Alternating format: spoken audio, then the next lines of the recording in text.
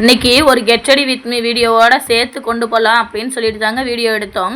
எனக்கு வெள்ளிக்கம்பி நிறையா இருக்குது, யாரும் கிண்டல் பண்ணிடாதீங்க. அது இப்போ வந்தது இல்லைங்க, நான் சின்ன பிள்ளையிலேருந்தே இருக்குது. ஒரு 6th 7th படிக்கும் போதுலேருந்தே இருக்குது.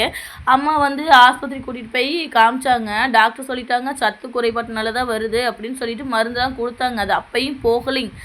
யாரும் கிண்டல் பண்ணிடாதீங்க தயவு செஞ்சு, அப்புறம் நான் ரொம்ப உடஞ்சிருவேன்.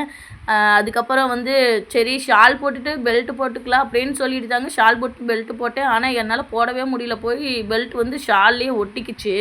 அதுக்கப்புறம் பார்க்குற வரையும் பார்த்துட்டு ஷாலை ஒரு சைடு தூக்கி போட்டுட்டு அதுக்கப்புறம் நான் பெல்ட்டை போட்டுட்டு ஷால் போட்டேங்க. அவ்வளோதாங்க, கிளம்பியாச்சுங்க. எங்கே கிளம்பிட்டோன்னு பார்த்தீங்கன்னா என்னோடய கடமையை செய்கிறதுக்கு தான் கிளம்பிட்டேங்க. எங்கள் வீட்டுக்காரவங்க ஆல்ரெடி போய் ஓட்டு போட்டு வந்துட்டாங்க. நான் இப்போ தான் போட்டு வந்தேங்க. என்னால் போகவே முடியல, லைனில் நிற்க பயங்கரமாக இருந்துச்சுங்களா, அதனால நாங்கள் பாதியிலேயே வந்துட்டோங்க.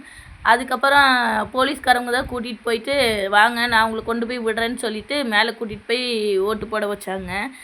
சரின்னு சொல்லி போட்டு வந்தாச்சுங்க. நானும் எங்கள் வீட்டுக்காரங்களும் போட்டு வந்துட்டோம். ஓட்டு போட்டு முடிச்சுட்டு எங்கள் வீட்டுக்காரங்க என்ன வேலை பார்த்துட்டு இருக்காங்க பாருங்கள். சைக்கிளை எல்லாம் ஒரு 2-3 நாள் தான் ஓட்டியிருப்பாங்க. பாட்டாக கலட்டி எடுத்துட்டாங்க. எல்லாம் நட்டெல்லாம் லூஸாக இருக்குது. இப்படியே போனால் சைக்கிளில் ஒன்றுமே இருக்காதாட்டு இருக்குது. அதனால தான் எங்கள் வீட்டுக்காரங்களை அது முதல்ல சரி பண்ணுங்கப்பா அப்படின்னு சொல்லியிருந்தேன். அதை சரி பண்ணாங்க. அதுக்கப்புறம் மதியானம் சாப்பாடு பார்த்திங்கன்னா சாப்பாடு வச்சுருந்தேன். நேற்று வச்ச புளிக்குழம்பு இருந்துச்சு. ஆனால் எங்கள் வீட்டுக்காரங்க வேண்டாம், நான் தயிர் ஊற்றி கரைச்சி குடிச்சிக்கிறேன் அப்படின்னு சொல்லிட்டு தயிர் ஊற்றி தான் கரைச்சி குடித்தாங்க. நான் சாப்பாடு போட்டு நேற்று வச்ச புளிக்குழம்பு ஊற்றி சாப்பிட்டேங்க. அவ்வளோதாங்க.